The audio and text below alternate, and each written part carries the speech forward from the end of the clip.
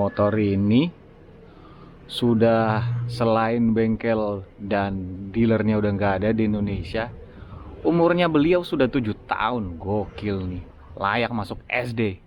Mantap.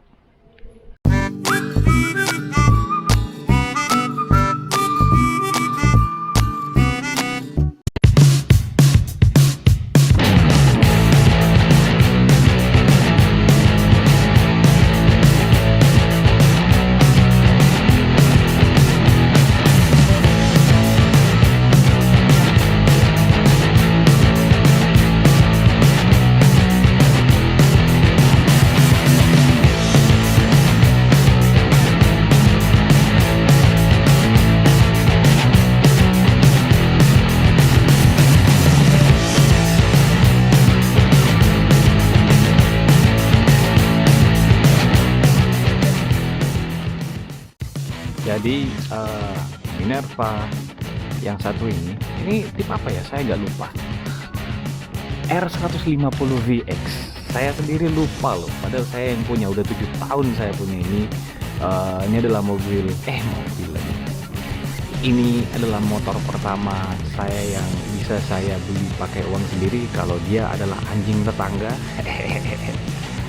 Saya bakal test ride hari ini, bukan test ride sih, cuman keliling-keliling aja motor ini karena udah lama nggak dipakai, kayaknya udah hampir sebulan nggak dipakai.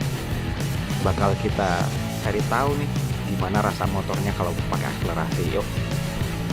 Jadi Minerva R150VX ini sebetulnya keluaran tahun 2000 berapa ya, 2013.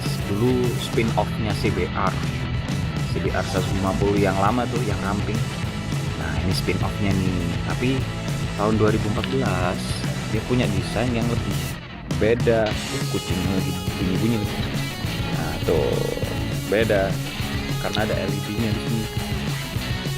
Zaman dulu bagus banget ini, kalau sekarang dipikir agak norak ya. Ini masih oke sih. Motor ini adalah motor pertama saya yang saya bisa beli pakai uang saya sendiri, teman-teman. Saya belinya waktu awal-awal kerja dulu, jadi seorang jurnalis otomotif, dan saya juga males nabung waktu itu untuk ngumpulin duit buat beli merek mayor. Maka saya mutusin untuk beli Minerva saat itu karena harganya yang relatif lebih murah, cuman 18,9 juta waktu itu.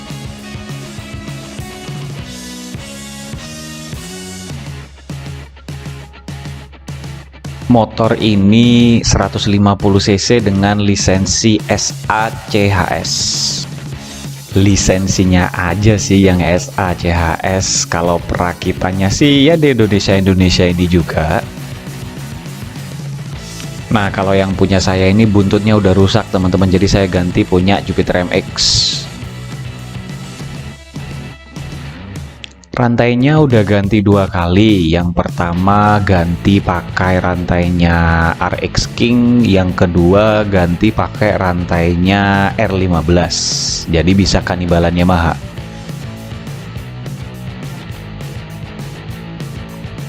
Dan sudah pakai upside down.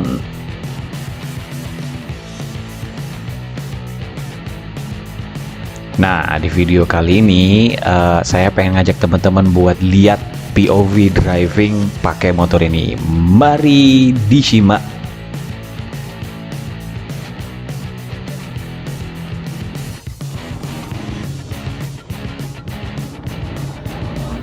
Sayangnya motor ini elektroniknya kayaknya udah rusak dan saya nggak tahu harus benerinnya kayak gimana, karena kemarin udah ganti CDI, udah ganti electronic control unit, tapi tetap nggak bisa bener. Jadinya RPM sama apa namanya speedometer serta fuel meter dan giginya itu nggak bisa dilihat dari screen digital di depan.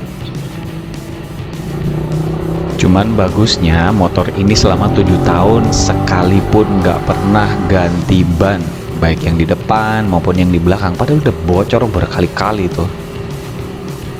Yang nggak terlalu enak adalah tarikan gasnya. Mungkin ada pengaruh dari mesinnya karena dia masih pakai karburator, belum injeksi, Selain itu horsepowernya juga nggak terlalu tinggi, nggak terlalu gede, dan torsinya juga nggak terlalu besar.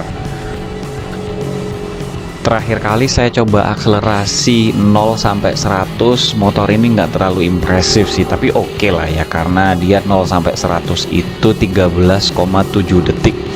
Di saat yang bersamaan, saat itu saya ngetes CB 150 punya teman saya yang 0 sampai 100 km itu cuman 12 detik. Selisihnya lumayan ya, signifikan. Motor ini nafasnya pendek sekali di gigi 1 dan gigi 2, tapi begitu masuk gigi 3 itu nafasnya lumayan panjang sampai menuju gigi 4. Sayangnya kalau udah masuk gigi 3, kemudian rotasi per menit dari mesinnya itu nyentuh angka 6.000 menuju 7.000, kadang-kadang masih kayak ngap gitu loh. Gimana ya, kayak habis napas gitu loh.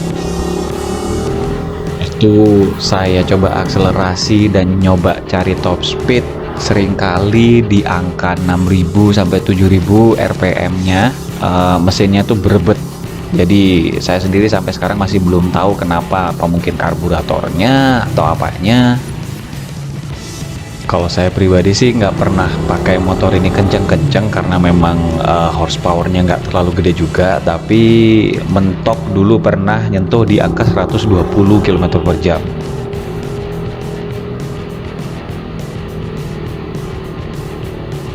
Untuk urusan handling motor ini saya berani bilang lumayan lah, oke lah. Saya nggak bilang yang paling bagus, yang paling enak, tapi buat saya cukup. Terutama kalau mau dipakai buat cornering, bisa. Hanya saja saya seringkali merasa was-was kalau mau cornering pakai motor ini. Kenapa? Karena bobot motor ini sampai 152 kg, tapi di sisi lain profil bannya itu sangat tipis sekali. Jadi kita nggak akan bisa mengandalkan gaya sentripetal buat mengendarai motor ini. Kemungkinan jatuh dan kena memar, beset-beset, luka itu jauh lebih besar daripada bergaya di cornering. Selama saya pakai 7 tahun belakangan ini, konsumsi bensinnya ternyata lumayan irit. Jadi kalau bisa saya boleh bilang kurang lebih 1 liter bisa dipakai antara 35 hingga 40 km. Kayaknya saya udah terlalu banyak ngomong nih, jadi teman-teman silakan lanjut nonton, nikmati perjalanannya, dan Fajar Ardiansyah, peace out.